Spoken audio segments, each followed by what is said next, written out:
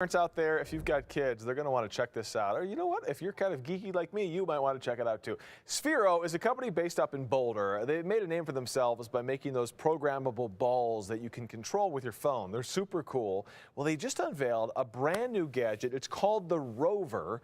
We've got the co-founder of Sphero, Adam Wilson, here to talk more about this. Good to have you with us. Good to see you again. Good morning, good morning. All right, so we know the Sphero ball. You guys made the BB-8 toy out of this, which was super cool. You've advanced the ball. They now have screens inside. Schools have taken to these to learn programming and coding. Is this kind of the next step? Yeah, this is like the evolution of our robot, family here. As you become a better programmer or get more used to our technology, we thought, what better way to kind of let you expand it than a thing that can kind of go outside or more durable locations. And do more things. And do way more stuff. Before we drive it around, which we're going to do because I want to show people how it works, but this part on the top is kind of the magic here because you can do a lot with that, right?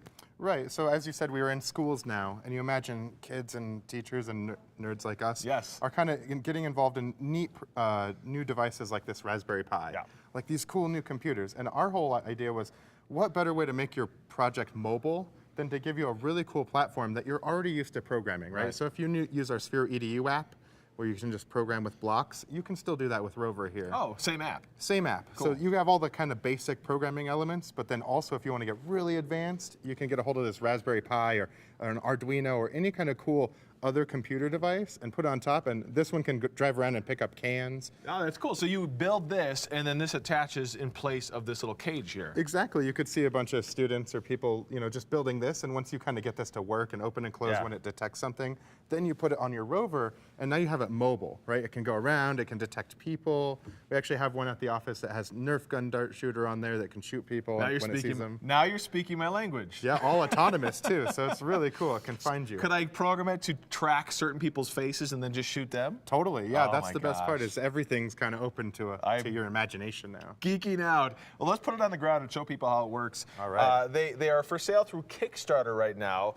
You can't buy them directly through the site. How much do they go for? So they're going to retail for $249 each. Okay. But if you get a hold of us at the Kickstarter right now, they're $199. So you can save about $50. Plus, there's all kinds of fun other tiers on the Kickstarter. It's mostly to gauge interest. Like, how much do people, what other things do people want out of this? Well, I think your goal was to raise 150 grand, and you guys are above $500,000 right now. Yeah, we definitely. So there's some interest. Yeah, we definitely wanted to set it. All right, so this is little Rover. We definitely wanted to set it low enough that we would for sure hit it and gauge the interest. Of course. At that level, we're sure people are, going to want to see this. And what a cool thing for classrooms, for kids to learn on. And the cool thing, like you said, is the app is the same for the ball, so you can learn the basics on the app, programming the ball, and then take it and move up to the next level with this. Right, and some of the fun about this one is, again, it's more controllable. But as she's driving it around, the cool part about it is it can go up bigger things. Yeah. So if you had the Sphero ball, you kind of would get stuck on stuff. But also, when we say accomplish the mission, when I tell this robot to go straight or exactly forward, even if it hits this stuff, and it falls down, it'll still go in exactly the right direction you're told. Oh, really? So I know that seems kind of straightforward, but when you build enough of these robots, that part is actually really frustrating, to get it to go straight and to go over other items. She's getting the treads off this thing. She's got the treads. This is a prototype, by the way. Fair enough. This is actually just 3D printed in our facility. No way. We have 3D printing, we have paint and modeling and all this cool stuff to make these in our office.